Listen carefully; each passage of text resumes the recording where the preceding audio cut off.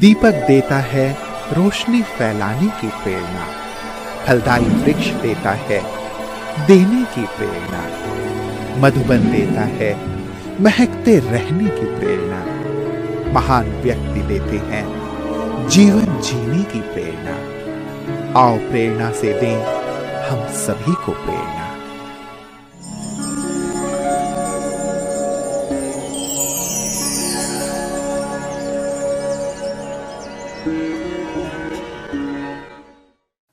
सुजानपुर पठानकोट जिले का एक मुख्य नगर है।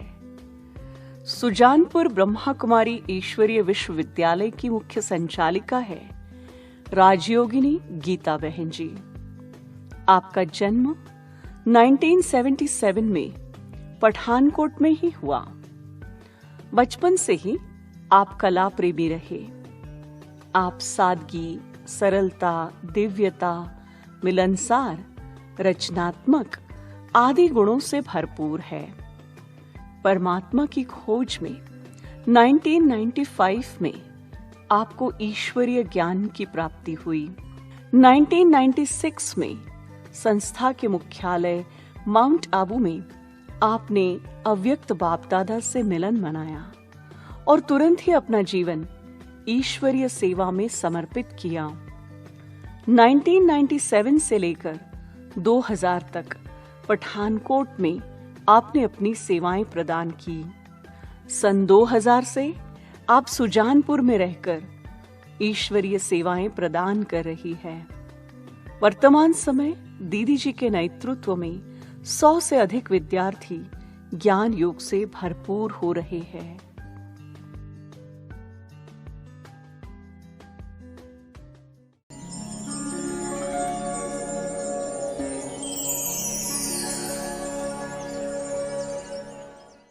नाइन्टी 95 में मैं इस ज्ञान मार्ग में आई।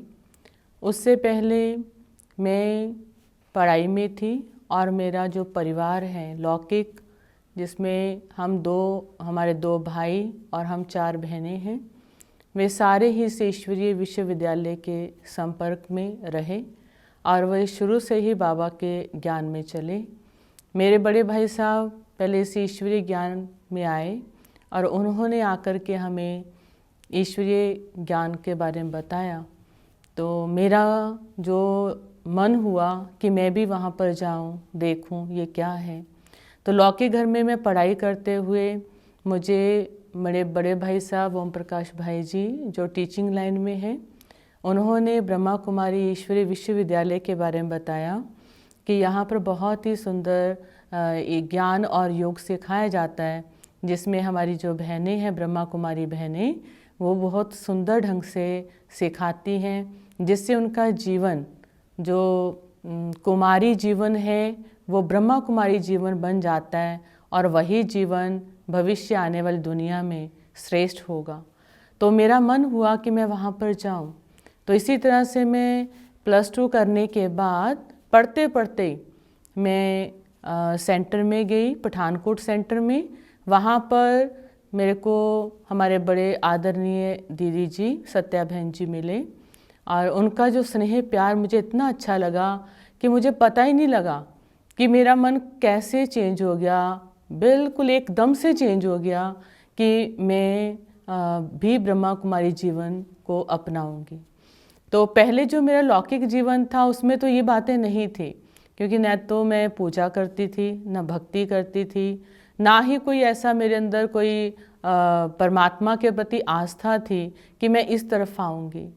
परंतु फिर भी जब मुझे ये ज्ञान की समझ आई तो मुझे पता नहीं क्या हुआ कि मुझे लगा कि जैसे ये दुनिया जो है वो परिवर्तन हो रही है, दुनिया जाने वाली है।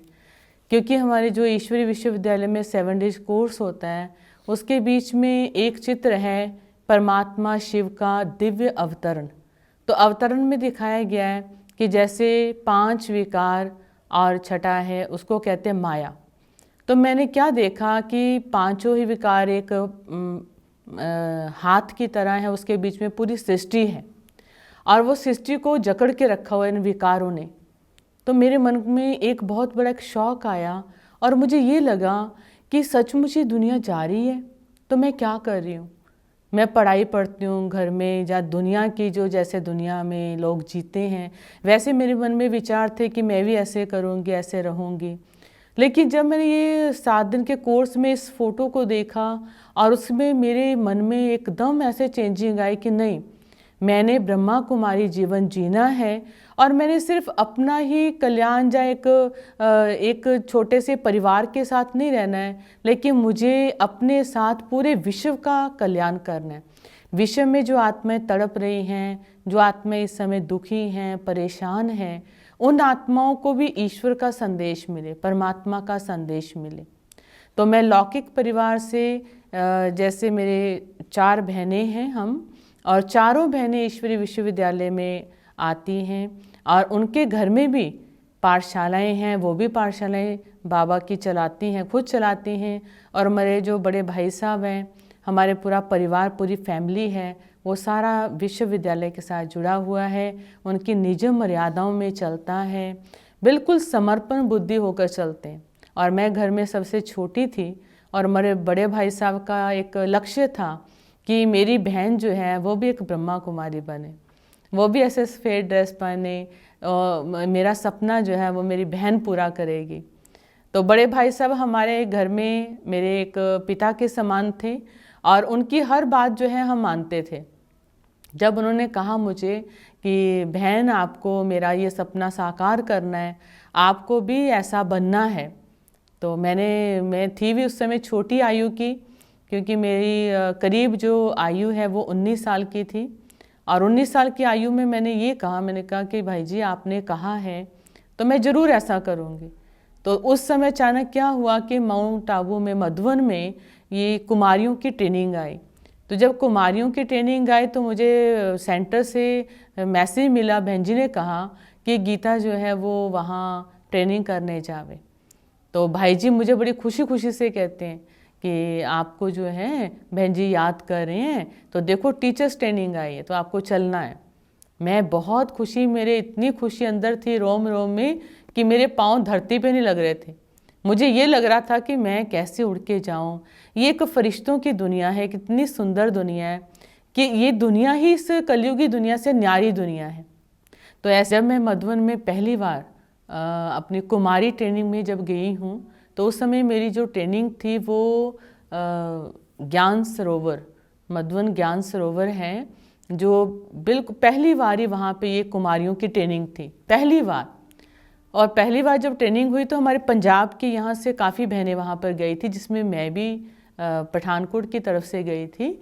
और ज्ञान सरोवर में जब पहली बार ट्रेनिंग वहाँ पे हुई तो मैं वहाँ पर जब गई तो मुझे ये लगा कि मैं कहाँ आ गई हूँ, मैं तो एक स्वर्ग में पहुँच गई। इतनी सुंदर दुनिया, इधर कितने अच्छे फरिश्ते हैं, सब जो हैं बिल्कुल सूक्ष्म भाषा में बोलते हैं, किसी के आवाज़ ही नहीं आती है। और ट्रेनिंग में जब मैं गई थी तो मुझे ये था कि मैं वहाँ जाके सारा घूम घूम के देखूँ, फिर वहाँ क्या सिखाते हैं उसको मैं सीखूँ। और सुबह मैं उठती थी ट्रेनिंग में, जैसे सुबह 3 बजे उठना, 4 बजे अमृत वेला होता है, तो 3 बजे उठ के पहले मैं फ्रेश होती थी। हमारे रूम में जो है करीब 12-15 जो थी वो कुमारियाँ थी, जिसमें मैं सबसे पहले उठती थी। और उठ करके मैं फटाफट फ्रेश होकर तो मैंने 4 बजने से पहले ही मैं बाबा कमरे में चले जाती थी। और इतनी लगन से जाती थी, मुझे ये लगता था कि मैं मतलब भगवान की बन चुकी हूँ, मैं शिव बाबा मेरे मिल गया है और मुझे चाहिए था वो मैंने पा लिया है, मुझे और कुछ नहीं चाहिए इसके अलावा। तो इतना नशा, इतनी खुशी थी कि उस ट्रेनिंग के बीच में 15 दिन कैसे बीते कोई पता नहीं चला। और जब ट्रेनिंग हुई तो शुरुआत में हमारे जैसे ORC में हमारे आदरणीय आशा बहन जी हैं, उन्होंने हमें टीचर्स जो ट्रेनिंग है कुमारियों की वो करवाई। और उस समय मेरे को बहुत अच्छा लगा। और जब मैं सुनती थी तो मुझे ना कुछ सुनते सुनते मुझे समझ भी नहीं आता था, तो मैं अपने पीछे भाई को फ़ोन करती थी। तो मैं कहती, भाई जी इतना कुछ सुनने को मिलता है तो मेरे को कुछ याद भी नहीं रहता, मैं क्या करूं? तो मैं तो भूल जाती हूँ। तो मुझे भाई जी पीछे सपोर्ट क्या देते हैं कि नहीं तुम सुनो, तेरे को सब कुछ याद रहेगा। मैं क्या, मुझे भूल जाऊँगी तो मैं किसी को सुनाऊँगी कैसे? तो भाई जी मुझे आगे से सपोर्ट करते हैं, नहीं बहन आप सुनो, आपको सब बातें याद आ जाएंगी। समय जब आएगा ना, तो जो आपने सुना हुआ है वो अपने आप आपके अंदर से निकलता जाएगा। तो ऐसे करके मैं वहाँ पर जब ट्रेनिंग किया, फिर मुझे अभी पता नहीं था कि ब्रह्मा कुमारी ट्रेनिंग के बीच में मतलब कैसे चलना है, कैसे करना है। तो बहन जी ने हमें छोटी छोटी जो बातें हैं, आशा बहन जी ने बताई कि कैसे बहनों को सेंटर में रहना है, कैसे दूसरों को बाबा का संदेश देना है। अगर दूसरों को हम कोर्स भी 7 दिन का करवाते हैं तो कैसे करवाना है। तो ये सब बातें बताने के बाद मुझे ये पता नहीं था कि मैं हूँ कौन सी दुनिया में। इतने दिन में जो ट्रेनिंग किया ज्ञान सरोवर में, तो वहाँ पर मुझे बिल्कुल ही नहीं पता चला कि 15 दिन कहाँ चले गए और मेरा लौकिक परिवार कहाँ है, मैं कहाँ से आई हूँ, मुझे मतलब पीछे कहाँ जाना, कुछ पता नहीं है। बस यही था कि बस मैं बाबा की हूँ और बाबा मेरा है। ऐसे करके हमने ट्रेनिंग की। फिर बड़े दादी जी बीच में आए। दादी जी ने भी हमें आकर के बहुत प्यार से वहाँ पर सौगात दी। दादी जी की क्लासेस हमें मिली और बड़े दादी जी से मुझे तो ऐसी वासना आती थी कि जैसे दादी दादी नहीं है, वो तो बाबा के समान है, सचमुच बाबा। और इतना जब मैं दादी से मिलती थी, इतना मुझे ना मतलब रोना आ जाता था कि मतलब माँ से भी बढ़ के, लौकिक माँ बाप से भी बढ़ के हमें दादियों से इतना प्यार मिला कि एक एक कुमारी को दादी पूछती थी कि आप ठीक हो, आपको अच्छा लग रहा है, आप कहाँ आई हो, बाबा का घर, अपना घर अनुभव करती हो। तो मैं कहती थी कि हाँ, मुझे तो लगता नहीं कि मैं कहीं और आई हूँ, मुझे लगता है कि मैं कल पहले वाली जो बाबा की बच्ची थी, अब फिर से मैं अपने असली घर पहुँच गई हूँ। तो ऐसे करके हमने वहाँ पर 15 दिन की जब ट्रेनिंग की और ट्रेनिंग के बाद जब हम वापस आने लगे तो हमें कहा गया कि आप बेहद की सेवा में जाओगे या आप हद की सेवा में जाओगे। तो मेरे मन में ये आया कि मैं बेहद की सेवा में जाऊंगी, मैं देश विदेश की सेवा में भी जाऊंगी। मेरा बहुत अंदर एक उमंग था कि मैंने बाहर सेवा करनी है। फिर वहाँ पूछा गया हमारे जो पठानकोट सेंटर से बहन जी से कि ऐसे कुमारी है बेहद की से। बहन जी कहते नहीं, इनको अभी यहाँ भेज दो। तो ऐसे करके फिर दादियों के द्वारा फिर मैं फिर से सेवा के लिए वापस पठानकोट में आई। और जब पठानकोट में वापस आई तो मेरा ये लक्ष्य हुआ कि अभी मैंने बस बाबा के घर में ही रहना है, मुझे वापस लौकिक घर में नहीं जाना है। एक मैंने अपना मन बना लिया, मैं कैसी थी, कैसा मेरा पहले स्वभाव था, कैसे वो स्वभाव मेरा एकदम से चेंज हो गया कि मुझे पता ही नहीं चला कि सचमुच मैं बाबा की हूँ, बाबा की सच्ची एक गोपी हूँ, बाबा ने मुझे अपना बनाया है। ऐसा मुझे लगा कि मैं बिल्कुल इस दुनिया से कट ऑफ हो गई। मेरे जितना परिवार था, मेरे अपने जो फ्रेंड्स थे, मेरी जो दोस्त थे, सहेलियां थी, कुछ मुझे पता नहीं चला मैं कौन सी दुनिया में। और बाबा के घर में आकर के तो मुझे ऐसा लगा एक नया जीवन मुझे मिल गया, एक नया जीवन। सुबह अमृत वेले उठना, उसके बाद जैसे अपना बाबा के घर की थोड़ी सेवा करना, फिर क्लास में तैयार होके जाना, मेडिटेशन करना और करवाना। और वहाँ पे क्लास करने के बाद जो पूरे दिनचर्या बाबा के घर की थी तो मुझे इतनी अच्छी लगती थी कि जैसे पूरा डिसिप्लिन बना हुआ है। तो पठानकोट में बहन जी के पास रह के, क्योंकि लौकिक घर में तो मैंने कुछ इतना किया भी नहीं था, ना मुझे जैसे घर में कुछ करते हैं काम काज, वो मुझे आता नहीं था। लेकिन जैसे मैं सेंटर में रही तो मुझे जैसे शिव बाबा बहन जी के द्वारा, दीदी के द्वारा, भाई जी के द्वारा, और हमारे सेंटर में दादी गोपी जी रहते थे।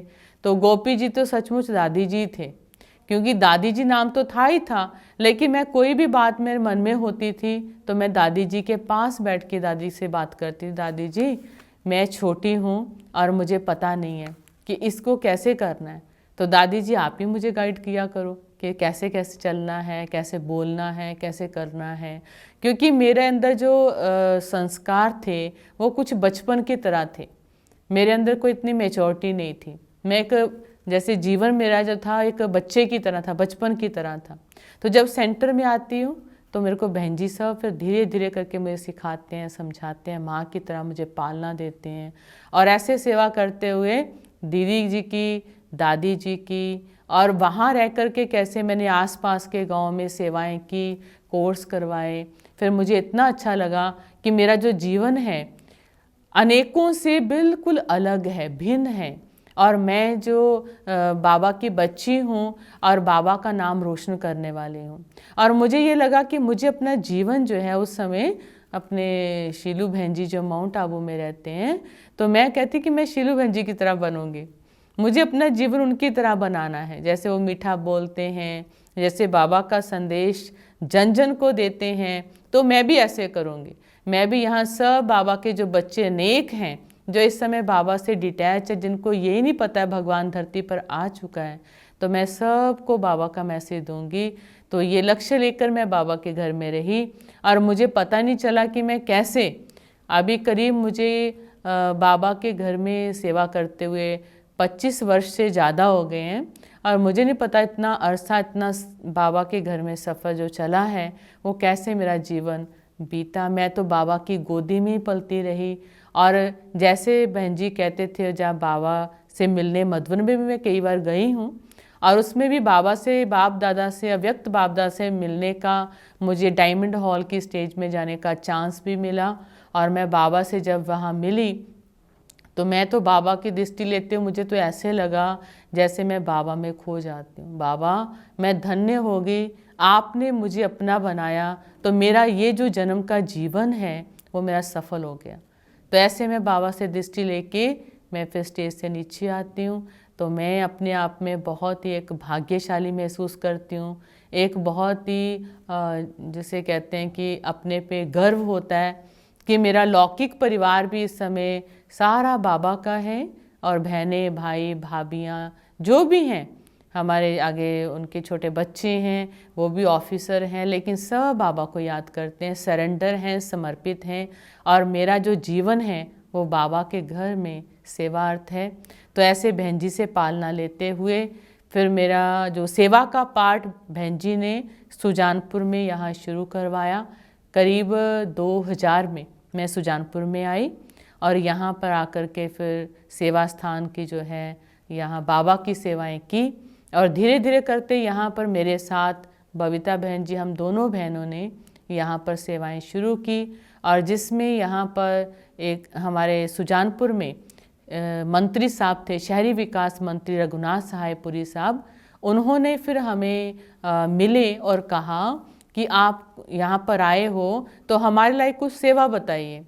हमने उनको कहा, भाई जी कि यहाँ पर हम आए हैं इस शहर में, तो हम चाहते हैं कि यहाँ पर एक सुंदर सा राज योगा ट्रेनिंग सेंटर बने, जिसमें जो दुखी, अशांत, परेशान आत्माएं हैं, जो इस समय घर घर में बहुत परेशानी फैली है, जहाँ लोग बहुत नशा करते हैं, नशे के कारण वो अपना जीवन खराब कर रहे हैं, तो उन लोगों को परमात्मा का संदेश दें, उन लोगों का जीवन हम श्रेष्ठ बनाएं, सुंदर बनाएं। उसके लिए हम यहाँ पर मेडिटेशन सेंटर खोलना चाहते हैं।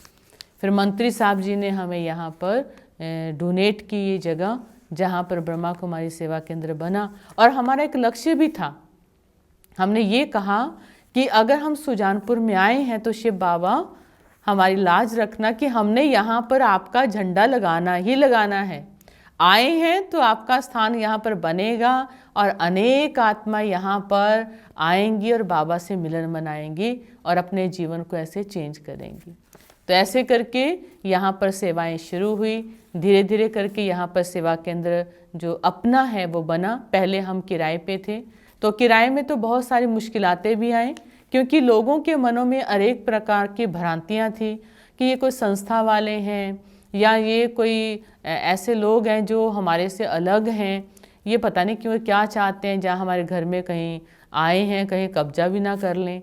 ऐसे करके उनके मन में भ्रांतियाँ थी। तो धीरे धीरे करके ये भी भ्रांतियाँ दूर हुई। जैसे बाबा का झंडा हम ऊपर लगाते हैं, तो कईयों के मन में ये आता कि ये झंडा तो अजीब सा है, बाबा का झंडा, क्योंकि बाबा के झंडे में बीच में लोगो शिव बाबा का है और साइड में उसके ऐसे किरणें हैं। तो लोग सोचते थे कि ये शायद कोई अमेरिकन झंडा है, कोई अंग्रेजों का झंडा है। तो ऐसे करके जैसे धीरे धीरे संपर्क में आए, तो लोगों के अंदर जो कुछ भ्रांतियाँ थी, कुछ ऐसी बातें थी, वो धीरे धीरे क्लियर हुई। और यहाँ पर अभी सेवाएं खूब अच्छी तरह से चल रही हैं। मेरे साथ मेरे जो साथी बहन जी हैं, बबीता बहन जी हैं, उन्होंने भी बहुत सेवा में, बाबा के यज्ञ में बहुत सेवाएं अपने तन से, मन से, सच्चे दिल से बहुत सेवाएं हम दोनों बहनों ने की। जैसे आसपास के करीब 15-20 ऐसे गांव में बाबा के पाठशालाएं खोली हैं, जहाँ पे रोज़ बाबा के महावाक्य चलते हैं, भाई बहन बाबा के ज्ञान को सुनते हैं, जीवन में धारण करते हैं और सेवा के साथ साथ जुड़े हुए हैं। इसके साथ साथ हमारा जो सेवा केंद्र ये बना हुआ है सुजानपुर का, इसका नाम सद्भावना भवन रखा गया। और बहन जी, बबीता बहन जी के मन में एक विचार आया कि ये जो सेवा केंद्र बना है, लेकिन यहाँ पर एक ना म्यूजियम ऐसा हो जो शहर के ऐसे स्थान पे हो जहाँ पर लोग आराम से आ सकें और बाबा का जो है संदेश ले सकें। ऐसे करके बहन जी के मन में आया, तो उसके बाद फिर इसका प्रयास किया गया। तो अभी सुजानपुर में ही हाईवे रोड के साथ ही बाबा का बहुत सुंदर एक म्यूजियम तैयार किया है, जिसका नाम शिव दर्शन आर्ट गैलरी रखा हुआ है। वो भी सेवा बहुत करता है। वो अपने आप ही आत्माएं वहाँ पर आती हैं और बाबा का मैसेज लेती हैं। कई ऐसे बच्चे बाबा के निकले जो बिल्कुल नशा करते थे, जिनका जीवन इतना खराब था कि उनके घर में लड़ाई तो लगी ही रहती थी, झगड़ा। तो वो जैसे बाबा के बनते हैं, तो बाबा का बनने के बाद उनका जीवन ऐसे परिवर्तन हुआ कि उनका परिवार के अंदर इतनी खुशी की लहर आई कि वो सोचते हैं कि सचमुच भगवान ने हमारे घर का सुधार किया, हमारे घर में जो रहने वाले सदस्य व्यक्ति हैं उनके जीवन में परिवर्तन आया। तो ऐसे करके धीरे धीरे बाबा के यज्ञ की जो सेवाएं हैं वो यहाँ पर हुई। अभी सुजानपुर सेवा केंद्र में करीब 75 से भी ज़्यादा बाबा के बच्चे हैं जो रेगुलर क्लास भी करते हैं, आते भी हैं और बाबा से मिलन मनाने के लिए मधुबन भी जाते हैं।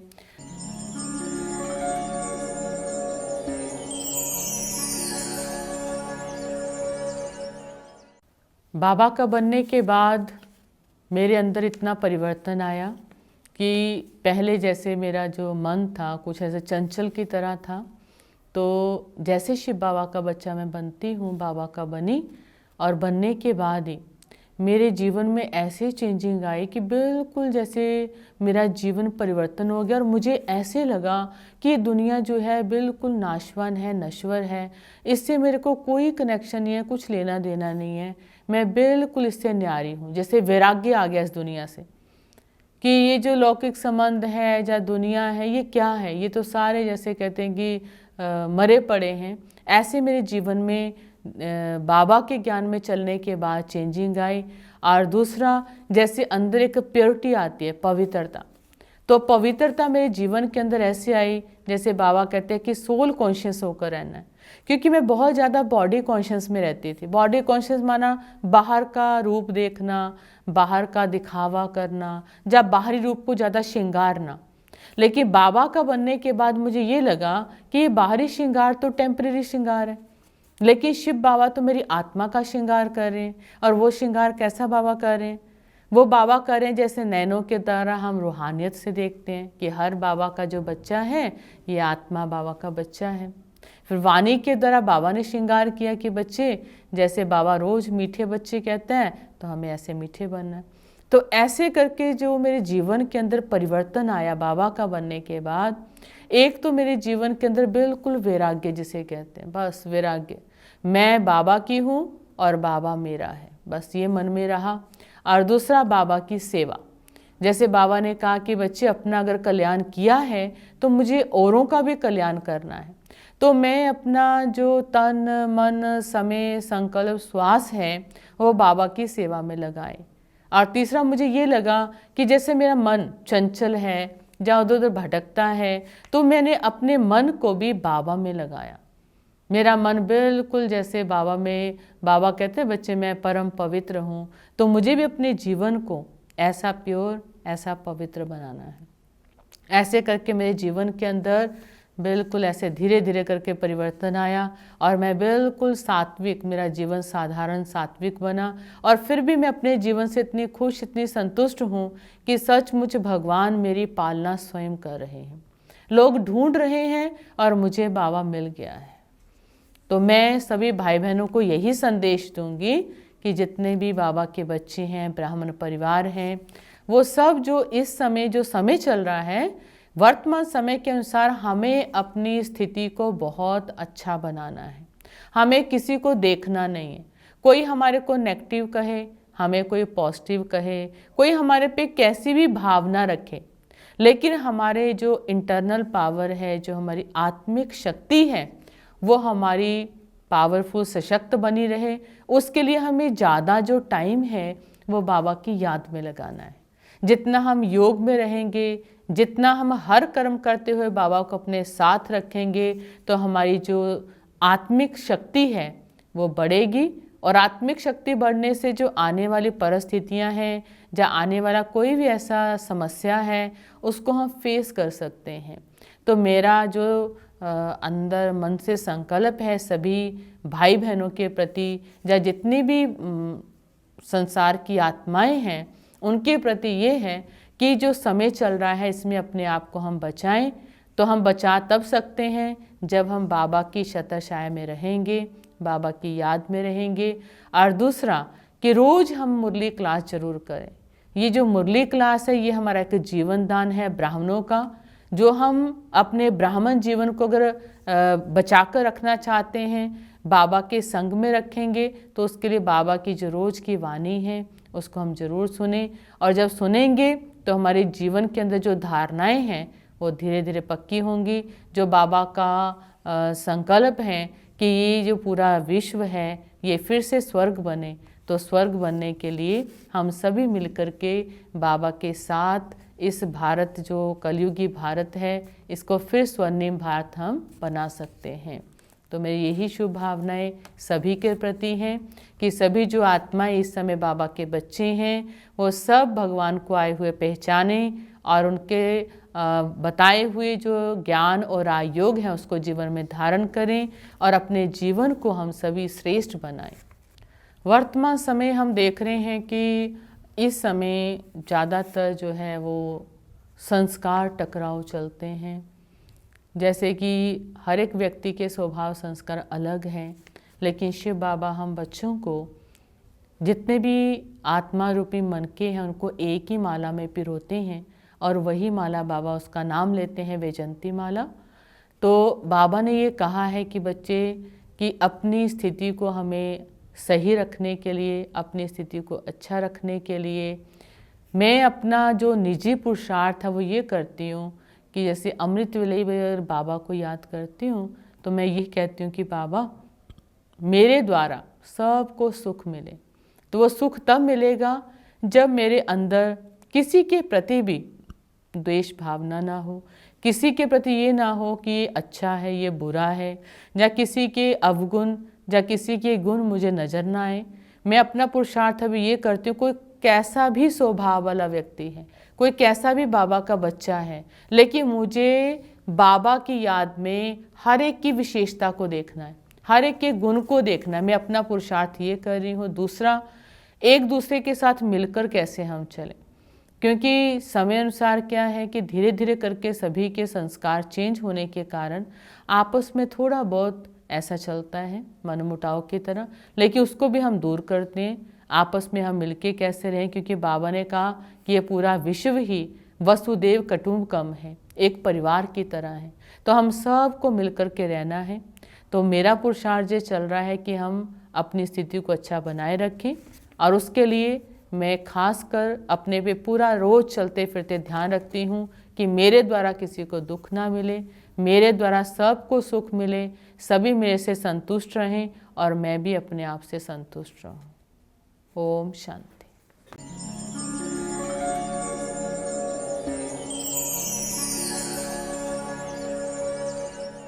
गीता दीदी जी ने संसार में जीने का ढंग सिखाया बहुत अच्छे तरीके से।